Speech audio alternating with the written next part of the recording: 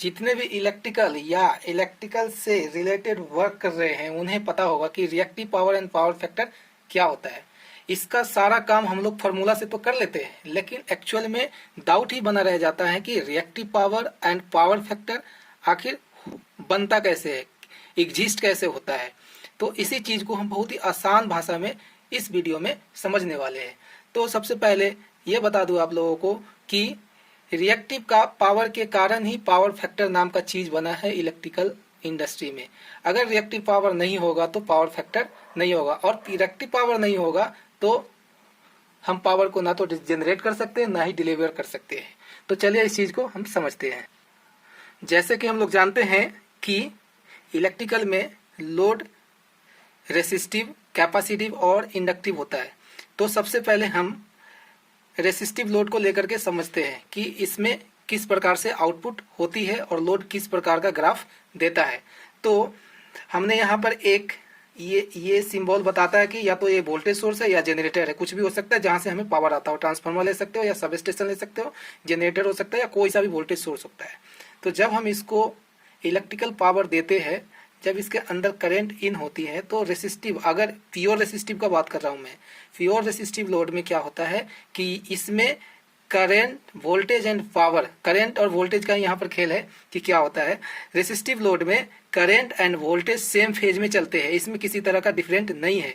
क्यों? क्योंकि रेजिस्टर हमेशा पावर को लॉस कर देता है।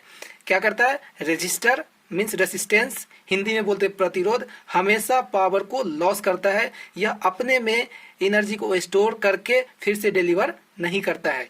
इसलिए इसका जो करंट का और वोल्टेज का जो फेज डिफरेंस है जीरो होता है। समझ में आ रहा है कि मैं क्या बताना चाह रहा हूँ? रेसिस्टेंस का जो लोड होता है उसमें करंट और वोल्टेज का फेज डिफरेंस जो होता है वह जीरो होता है। क्यों होता है? क्योंकि यह पावर को सिर्फ और सिर्फ लॉस कर देता है या स्टोर नहीं करता है। जैसे कैपेसिटर स्टोर कर लेता है और इंडक्टर भी स्टोर करता है, हम उस पर भी चलेंगे थोड़ा देर में। सबसे पहले इसको समझते हैं। चलिए हम इस ग्राफ को समझते हैं। उससे पहले इस पे हम लोग ने एक्सिस पे वोल्टेज, करंट एंड पावर को लिया है। ये हमारा रेड वाले को मान लो करंट है, ब्लू वाले को मान लो वोल्टेज है, और ये ग्रीन वाले हमारा पावर है। ठीक है। तो रेसिस्टेंस में क्या होता है, जब हमारा रेसिस्टेंस लोड हो तो उसमें क्या होता है, जैसे जैसे वोल्टेज बढ़ता है वैसे वैसे करंट भी बढ़ रहा है। जैसा कि इस साइनोसॉइडल ग्राफ में देख सकते हो, क्योंकि हम लोग जानते हैं कि हमारा एसी जो होता है साइनोसॉइडल इन नेचर होता है। तो जैसे जैसे वोल्टेज बढ़ रहा है वैसे वैसे करंट भी बढ़ रहा है। जैसे जैसे यहाँ पर पीक होता है, पीक मैक्सिमम, पॉजिटिव मैक्सिमम, और इधर होता है नेगेटिव मैक्सिमम, ये होता है मैक्सिमम। ये नेगेटिव का मतलब कम नहीं, पॉजिटिव का मतलब ज्यादा नहीं होता है। यहाँ पर दोनों ज्यादा ही होता है, बट डायरेक्शन डिफरेंट हो जाता है। ठीक है, डायरेक्शन अपोजिट हो जाता है। एसी में करंट क्या होता है, पहले इस साइड से आया तो ये पॉजिटिव होगा, ये नेगेटिव होगा। जस्ट जब यहाँ तक होता है तब, जब अगली साइकिल यहाँ तक पास करेगा तो ये नेगेटिव हो जाएगा और ये पॉजिटिव हो जाएगा। तो इस कंसेप्ट को हम दूसरी वीडियो में अच्छी तरह से समझेंगे ताकि ये वीडियो बोरिंग ना हो जाए। तो सबसे पहले हम समझते हैं कि ये रेसिस्टिव लोड में जैसे ही पीक पर जाता है तो करंट भी पीक पर जाता है। जैसे ही वोल्टेज जीरो पर आ रहा है करंट भी जीरो पर आ जा रहा है। उसी तरह से इधर जब नेगेटिव में पीक पर जा रहा है वोल्टेज तो करंट भी पीक पर आ जा रहा है। उसी तरह से जीरो पर जा रहा है तो जीरो पर जा रहा है, और ये हमारा वन साइकिल हो जाता है। ये इतना दूर का हम लोग वन साइकिल बोलते हैं। वन हाफ साइकिल इधर और वन हाफ साइकिल इधर, यहाँ पर आकर के 360 का एंगल बनाता है, यहाँ पर 180 का। ठीक है, और यहाँ पर 90 डिग्री का। ओके, तो यहाँ पर ये क्या समझ पा रहे हैं आप लोग कि voltage and current same he phase में चल रहे हैं। जब समझा दिया हमने, अब पावर देखते हैं। पावर क्या होता है हम लोग का फॉर्मूला, P इक्वल टू होता है voltage into current. Okay, V into I. चूंकि ये रेसिस्टिव है, फेज डिफरेंस नहीं है, इसीलिए ओनली VI ही होगा। अब यहाँ पर देखो आप वोल्टेज कैसे चल रहा है। वोल्टेज भी जब करंट मैक्सिमम हो रहा है, वोल्टेज मैक्सिमम हो रहा है, तो उसी प्रकार से हमारा पावर भी मैक्सिमम हो रहा है। जैसे ही करंट और वोल्टेज जीरो हो रहा है, पावर डिलीवर जो है जीरो हो जा रहा है। उसी तरह से यहाँ भी पावर, जैसे अब यहाँ पर आप लोग सोच रहे होंगे कि पावर नेगेटिव क्यों नहीं आया, इस साइड में आना चाहिए था, इस साइड में ऐसे, लेकिन यहाँ पर पावर इस तरह से ना आकर के इस तरह से क्यों आया? क्योंकि यहाँ पर हम लोग जानते हैं कि पावर जो होता है करंट एंड वोल्टेज का प्रोडक्ट होता है, और यहाँ पर वोल्टेज भी माइनस है, ये वोल्टेज भी माइनस है एंड एक करंट भी माइनस है। जब ये दोनों का मल्टीप्लाई करेंगे माइनस V इंटू माइनस आई, तो ये हम लोग का पॉजिटिव रिजल्ट देगा। इसलिए ये ग्राफ ऊपर की ओर आया है। फिर ये आगे का साइकिल इसी प्रकार से होगा। तो होप आप लोगों को ये समझ में आ गया कि रेसिस्टिव लोड में हमारा फेजर डायग्राम किस तरह से होता है, इसमें किसी तरह का फेज डिफरेंस नहीं होता है और या ना तो एनर्जी स्टोर करता है और ना ही डिलीवर करता है, सिर्फ यह लॉस कर देता है, लॉस के रूप में, लॉस का मतलब बर्बाद कर देता है। ठीक है, अब चलते हैं हम लोग इंडक्टर को समझते हैं और अब समझ में आएगा मेन कंसेप्ट क्या होता है। और एक चीज आप लोगों को बता दूं कि हम लोग के पास या जनरली जितने भी लोड है वो रेसिस्टिव, प्योर रेसिस्टिव नहीं होता है, 100% कोई रेसिस्टिव लोड नहीं होता है। इसको थोड़ा एंड में डिस्कस करेंगे। चलिए हम इंडक्टर का फिर पावर सप्लाई का समझते हैं। चलिए हम लोग समझते हैं जब इंडक्टर लोड हो। इंडक्टर का मतलब कॉइल्स वाले जितने भी लोड होता है जैसे मोटर, फैन, वो 100% इंडक्टिव नहीं होता है। तो हम भी यहाँ पर 100% इंडक्टिव नहीं लेते हैं। चलो यहाँ पर कुछ रेसिस्टिव लोड लगा देते हैं। ठीक है, मतलब कुछ रेसिस्टेंस है एंड कुछ इंडक्टर है, मतलब कि वैसा लोड है जो कि प्योर रेसिस्टिव नहीं है, उसके अंदर इंडक्टेंस भी है। जैसे फैन हुआ, हमारे जनरली जो हम लोग यूज करते हैं इलेक्ट्रिकल में, वो सारे के सारे प्योर रेसिस्टिव नहीं होता है, उसके अंदर कुछ ना कुछ इंडक्टेंस हो ही जाता है, मतलब क्वाइल्स वाले चीजें हो ही जाता है। तो अब हम लोग समझते हैं कि ये ग्राफ कैसे समझते हैं, इसमें आखिर होता क्या है। और ध्यान से, यहाँ पर कंफ्यूजन बहुत बड़ी होगी, सो इस वीडियो को स्किप न करें और शांति से यहाँ पर सुने, एकदम सिर्फ मेरा बात सुने ताकि समझ में आएगा। अब यहाँ क्या है कि इस पर फिर मैंने इस एक्सिस पे हमने वोल्टेज, करंट एंड पावर को लिया है और रेड वाले को हमने वोल्टेज लिया है और इसको मान लो करंट एंड ये पावर है, ग्रीन वाले पावर है। ठीक है, अब इसमें क्या होता है, इंडक्टेंस का नेचर क्या है, इंडक्टेंस क्या करता है, ये जो इंडक्टेंस है ये उसका सिंबल है, वैसा जहाँ पे इंडक्टेंस हो उसका नेचर होता क्या है कि जब हम इससे करंट फॉलो कराते हैं तो यह करंट को अपोज करता है इसमें फॉलो होने से, मतलब कि सडनली नहीं बहने तो देता है लेकिन धीरे धीरे अलाउ करता है, अचानक से नहीं बहने देता है। और कैपेसिटर क्या करता है, या वोल्टेज को सडनली नहीं फॉलो होने देता है या धीरे धीरे अलाउ करता है। मीन्स अगर कोई करंट बहना है 10 एम्पियर की, तो इंडक्टर क्या करता है, अचानक से अगर इसमें 10 एम्पियर देंगे तो अचानक से 10 एम्पियर नहीं फॉलो होने देता है। इसका बहुत बड़ा फायदा भी है और घाटा तो है ही नहीं। तो ये क्या करता है, करंट को सडनली फ्लो होने से रोकता है। ठीक है, रोकता है मतलब करंट को ये ऑब्जर्व कर लेता है, राइट। अब क्या है, फिर धीरे धीरे कुछ समय के बाद फुल करंट देने लगता है, मतलब इनिशियली या मतलब कंट्रोल करता है करंट को, सडनली फ्लो होने में अपोज करता है, राइट। तो इसका बहुत फायदा है।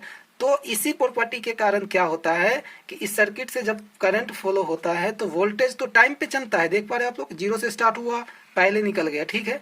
और उसी समय करंट थोड़ा लेट से, क्योंकि इंडक्टेंस के कारण करंट को क्या करता है, वो सडन फ्लो होने से रोक देता है। तो रोकने के बाद क्या है कि वो थोड़ा समय के बाद, जितना ज्यादा इंडक्टेंस होगा उतना ज्यादा लेट स्टार्ट होगा करंट। ये मैक्सिमम 90 डिग्री तक जाता है, ठीक है। अब 90 डिग्री का क्या मतलब है बाद में समझेंगे, बस यहाँ समझना है कि वोल्टेज जब स्टार्ट होता है उसके जस्ट थोड़ा देर के बाद जैसा इंडक्टेंस होगा उसके हिसाब से वह करंट थोड़ा बाद में स्टार्ट होता है, राइट। तो देख पा रहे हैं कि पहले 0 हो जा रहा है करंट, सॉरी वोल्टेज, और ये जो करंट का लाइन है ये बाद में जाकर के हो रहा है। उसी तरह से यहाँ पर भी वोल्टेज पहले आ जा रहा है, करंट बाद में, मतलब यहाँ पर होता है फेज डिफरेंट। कहने का मतलब यह है कि जब इंडक्टेंस हो जाएगा लोड के अंदर, चाहे वो कितना भी मात्रा में हो, यह वोल्टेज एंड करंट के बीच में फेज डिफरेंस बना देता है। जैसे ही फेज डिफरेंस बना देता है का क्या मतलब है, इंडक्टेंस जो है थोड़ा समय के लिए पावर को ऑब्जर्व कर लेता है। रिएक्टिव पावर को अभी बताएंगे आगे, रिएक्टिव पावर क्या होता है। यह जो है इंडक्टेंस थोड़ा समय के लिए पावर को ऑब्जर्व कर देता है और फिर बाद में उल्टी दिशा में डिलीवर करता है। तो अभी समझेंगे कि उल्टी दिशा में कैसे डिलीवर करेगा। तो आप लोग समझ पा रहे हैं कि फेज डिफरेंस क्यों होता है इस ग्राफ में। इंडक्टेंस के प्रॉपर्टी के कारण इंडक्टर करंट को सडन अलाउ नहीं करता है फ्लो होने में, और इसके कारण वोल्टेज एंड करंट के बीच में फेज डिफरेंस हो जाता है। फेज डिफरेंस का मतलब हम लोग यहाँ पे, यहाँ से यहाँ तक का 180 डिग्री होता है, उसी प्रकार से यहाँ पर 90 डिग्री हो जाता है, और यहाँ पर होगा जो भी होगा 30 डिग्री मान लेंगे हम, ठीक है। यहाँ पर 30 डिग्री का फेज डिफरेंस मान लेंगे, क्योंकि अगर ये प्योर इंडक्टेंस होता, अगर लोड में प्योर इंडक्टेंस हो जाएगा, 100% इंडक्टेंस हो जाएगा, तो फेज डिफरेंस 90 से ही स्टार्ट। तो अभी तक हमने आप लोगों को क्या समझाने की कोशिश की, सिर्फ और सिर्फ इस पॉइंट के लिए मैं लाया, ठीक है, ये वाले पॉइंट के लिए। ये क्या होता है, ये ऊपर वाला जो साइकिल होता है सबके सब पॉजिटिव साइकिल होता है, राइट, और नीचे वाला जो होता है वो होता है नेगेटिव साइकिल, ठीक है। तो इसका ये मतलब है कि जिस डायरेक्शन में पॉजिटिव साइकिल फ्लो होगा, नेगेटिव साइकिल उसके उल्टी डायरेक्शन में फ्लो होता है, ठीक है। कहने का मतलब सीधा है कि जो लोड दिया जाता है सीधा सीधा, जैसे कि हमने यहाँ से पावर सप्लाई दिया है, ये जनरेटर हो सकता है या वोल्टेज सोर्स कोई सा भी हो सकता है। जब यहाँ से पावर आएगा तो ये वाला साइकिल दिखा रहा है, ठीक है।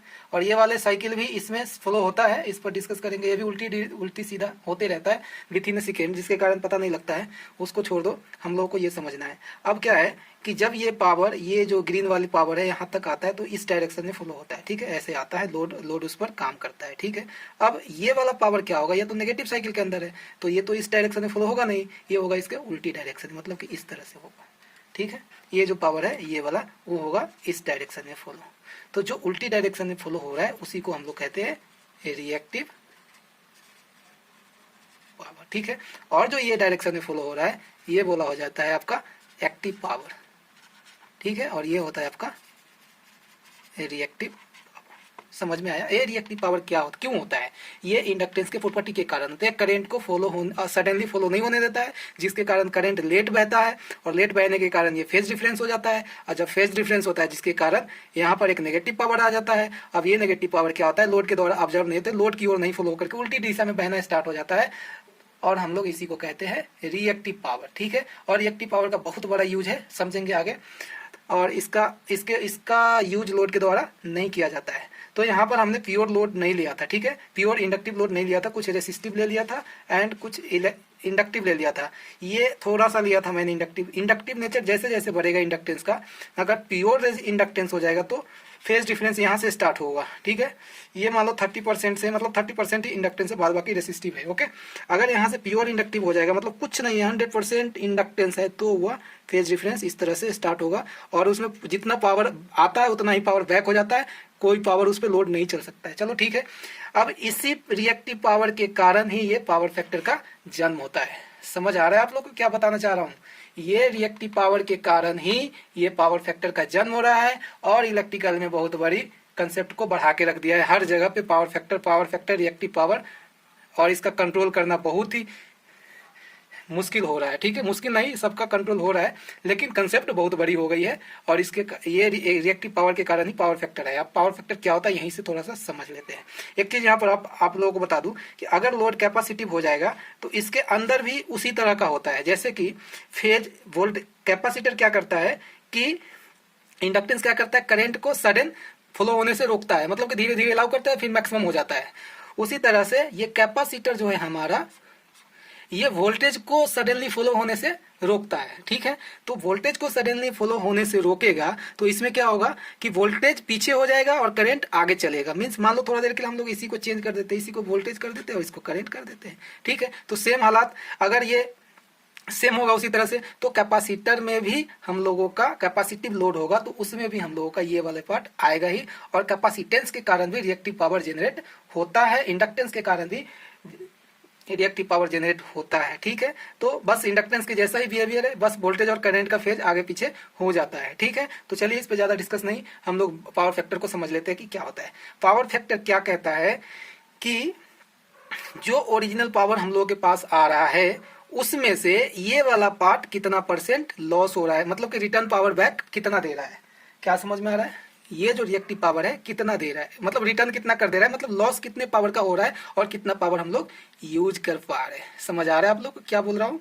देखिए यहाँ पर अब हमारे पास ये पावर आ रहा है, ये यहाँ तक का तो टोटल पावर हुआ हम लोगों का, यहाँ से लेकर के हम लोगों का जो है एंड तक टोटल पावर ये हुआ।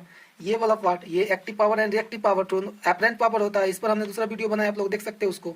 ये होता है एपरेंट पावर। एपरेंट पावर में से, टोटल पावर में से ये पावर कितना परसेंट है, ये परसेंटेज लॉस ही दिखाता है, ठीक है। कहने का मतलब सीधा है कि अगर हम लोग के पास 100% का पावर आ रहा है तो उसमें से ड्यू टू इंडक्टेंस और कैपेसिटेंस कितना रिएक्टिव पावर जनरेट होता है और बैक हो रहा है, तो उसको कहते हैं हम लोग रिएक्टिव पावर। और पावर फैक्टर इसी में बताता है कि हम कितना, ये टोटल में से ये वाला पावर कितना आता है। पावर फैक्टर के द्वारा हम लोग यही करते हैं कि टोटल पावर में से हम लोग का ये वाला पावर जो है कंज्यूम करने योग्य पावर कितना है, यूज करने योग्य पावर कितना है, उसका पता करते हैं पावर फैक्टर के द्वारा। चलिए थोड़ा देर के लिए हम इसको साफ करके फिर से बताते हैं इसको। तो अभी हमने पावर फैक्टर का एक फॉर्मूला लिखा है, या सिंपल होता है, ठीक है। तो इस पावर फैक्टर में एक्टिव पावर मतलब जो पॉजिटिव साइकिल जो ऑब्जर्व कर रहा था, अभी जो ग्राफ में मैंने बताया था, और एपरेंट पावर जो टोटल पावर हम लोगों के पास आता है, ठीक है, वो होता है। इसके अंदर ना एक्टिव पावर होता है और प्लस रिएक्टिव दोनों होता है, ठीक है। तो पावर फैक्टर क्या कहता है हम लोगों का कि जो पावर हम लोगों के पास आ रहा है उसमें से कितना पावर यूज करने योग्य है, मतलब कि टोटल पावर ये होगा उसमें से कितना पावर यूज कर सकते हैं, राइट। तो इसका एक और फॉर्मूला आता है, ये पावर फैक्टर का cos फाई से इंडिकेट किया जाता है, ठीक है। cos फाई जो होता है ये जो हमने एंगल बता रहा था, जितना ज्यादा एंगल बढ़ेगा 30 डिग्री 40 डिग्री 50 डिग्री 90 डिग्री उस हिसाब से आता है, ठीक है। तो इस चीज को हम लोग पावर फैक्टर को cos फाई ही बोलते हैं, ठीक है। अब इसका फॉर्मूला यही हो जाता है, एक्टिव पावर को हम लोग KW में इंडिकेट करते हैं और अपरेंट पावर होता है KVA में, राइट।